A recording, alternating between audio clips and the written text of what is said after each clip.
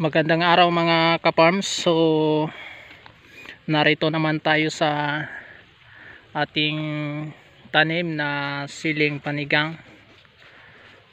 Dito po ay titingnan natin yung tanim natin na siling panigang, kasi ito po ay nakikita natin na parang nagsimula ng bunga. Ito po ay nasa mahigit 1,000 lang po ang tinanim natin mga ka-farms ng ating siling panigang. So tingnan po natin sa baba. So mayroon na siyang mga kaunting nagsisimula pa lang yan, ayan. So ito yung inaabangan natin mga ka-farms, kasi yung dati nga yung mga inalagaan nating sili ay laging pumapalpak. So dito ay sinubukan natin yung bagong technique natin sa pag-alaga ng sili, kasi sa labuyo ay naging tagumpay tayo sa pag-alaga. Alam nyo kasi ang siling panigang ay medyo masilan kaysa siling labuyo, kaya dito ay nilubos-lubusan natin yung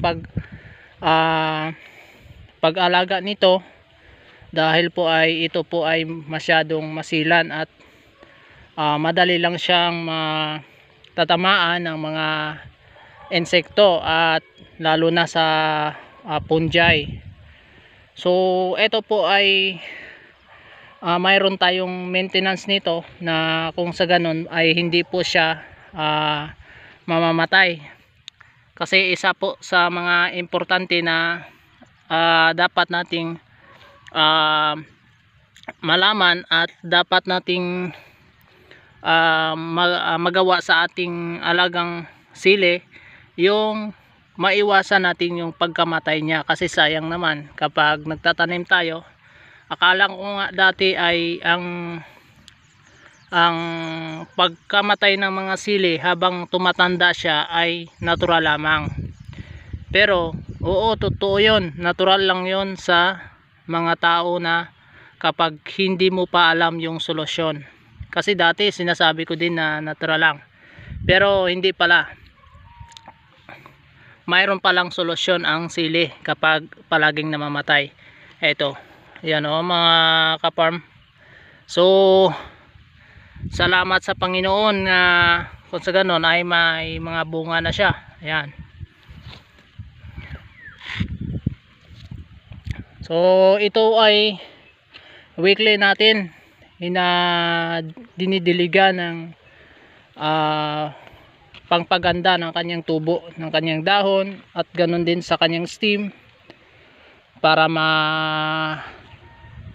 ma-sustain yung niya, yung mga paglaki niya, na hindi siya po ay dadapuan ng mga punggos o fungi. Ayan, so mga ka-farm, may mga bunga na siya at the lower portion sa kanyang yung una-una talagang bunga, yan yan. So tayo po ay nagagalak kasi yung inaantay natin at sinisikapan natin na alagaan ay ngayon ay namumunga na, So masyado kasing masilan ang sili na ito, kaya kung mag-aalaga tayo tapos wala tayong sapat na pang gastos dito, ay tayo po ay malagay sa alanganin. So kailangan kapag tayo ay nagtatanim ng katulad ng siling panigang, ay kailangan mayroon tayong pangtustos upang matuloy hanggat makabunga siya, hanggang makaharvest, Isa sa mga mahalaga na tandaan natin bago tayo magsimula ng proyektong ganitong proyekto mga ka-farms. So yun yung bunga niya mga ka-farms, yan ayan, iilan pa lang yan kasi kasi simula pa lang ang pagbunga. Yan. So tingnan nyo, nakikita nyo na yung mga dahon ng ating sili ay halos kulay puti. Kasi dahil yan sa ating ina-apply na pesticide na kung alin ay protektahan ang kanyang dahon sa mga maraming uri ng mga peste. Kaya kulay puti yan. Pang spray kasi natin yan. So dito sa banda sa sa dulo ay tingnan po natin mga ka-farms.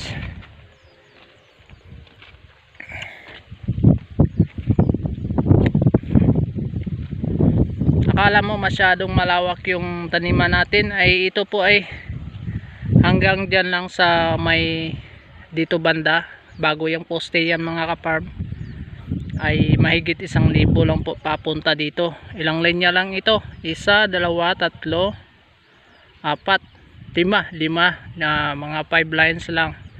So ito po ay panigang lahat. Tapos doon sa baba, yan din ang kasabay dito ay labuyo po yan. Iba po yung dati yung labuyo namin.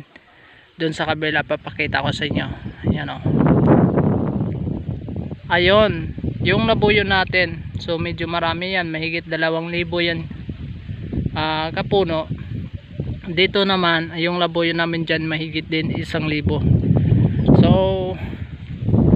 ito ay inaabangan namin kasi mayroon na tayong nagsimula na magbunga na labuyo at the same time nakapag-harvest na din tayo. So panigang na din tayo nagpo-focus kasi ito yung gusto natin na i-produce kasi ay nasa magandang presyo pa ngayon.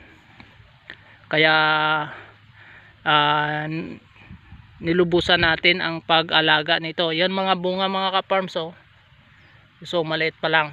Pero I hoping na at the end of December siguro malaki na to o pwede na ito ma-harvest. Kasi 14 ta ngayon, 14 no. Ayan. So ayan yung mga bunga niya. I hope na makabili pa rin tayo ng maganda na mga pang-spray para maiwasan natin yung mga peste dito sa ating tanim. Kasi itong siling panigang ay masyadong masilan. So ayan. So papunta yan doon sa dulo. Punta natin para makita nyo ang mga iba pang mga bunga.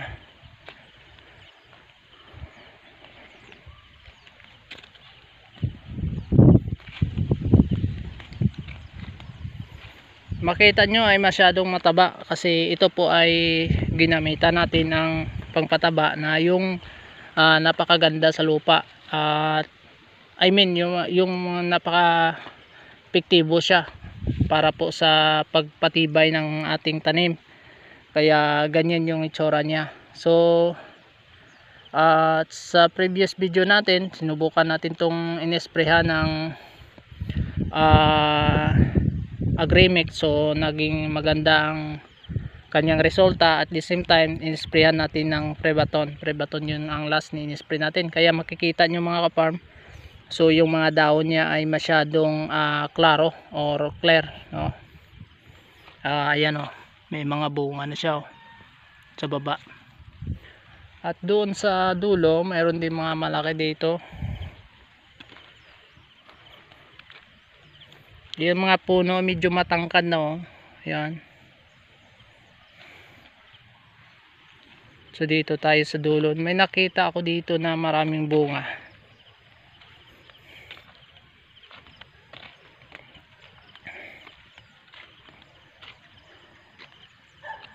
So dito na puno o siya dito ata.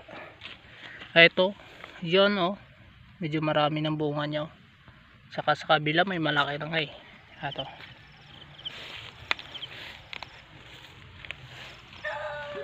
Ito. Ito. Yan, malaki na nga Maraming bunga sa mga ka-farm So masaya ka talaga kung kapag makikita mo na maraming bunga ang sili mo. So ganyan po. Yan. So thank you Lord. Dito marami pa nga kaya lang maliit pa siya. So ayan.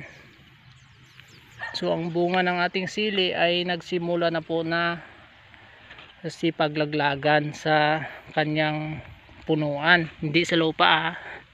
Ayan mga kaparmo, yan.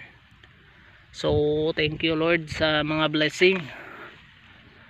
Ito ay inaasahan natin mga kaparm na hindi maging katulad dati sa ating tanim na sili, kasi ito ay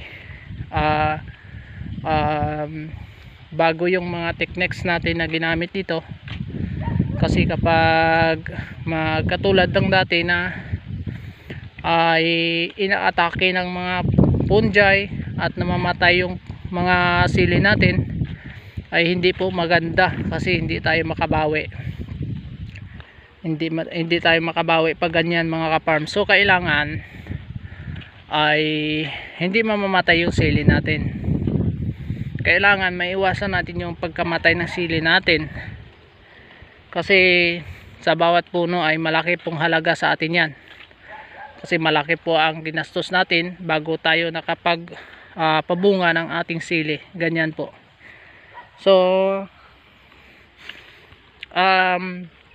alam ko sa mga baguhan hindi pa alam yung mga techniques kung bakit papaano na yung mga sili ay patuloy ang kanilang buhay, na hindi po atakihin ng mga anthracnose, mga punggos, no, na nagmula sa lupa. So alam ko na hindi nyo pa alam. So kung gusto nyo malaman, marami ako in-upload ng mga previous videos na patungkol po sa mga prevention, kung ano yung ina-apply natin, kasi hindi po tayo nagsishare dito na alampas po sa ating kaalaman o experience. So nagsasabi lang po tayo yung alam lang po natin at naranasan natin sa pagtatanim. So ang ina-apply namin dito ay naging success kami, kasi naging tagumpay ang ginamit namin mga ka-farms, kasi dyan sa kabila makikita nyo. So tuturo ko muna kayo dyan sa kabila. Dito na tayo. Ito na yung sinasabi ko na ituturo ko kayo dito. Makikita nyo mga ka-farm yung sili natin, para sabihin ko sa inyo na hindi po tayo nagsisinungaling para may sumabaybay sa atin, may manood sa ating video. Hindi po yun ibig sabihin. Lahat po ng sinasabi natin dito ay totoo po, para po na kung sino yung gustong sundin yung mga ano natin, yung mga techniques natin, ay hindi po mabibigo. Depende lang po kung kapag ang pagsunod nyo ay naging kulang kayo, kasi minsan ay nasa pag-alaga na din natin, no? So wala kang makikita sa sili natin. Ito po ay 3 months old na, hindi mo makikita na nababawasan, no?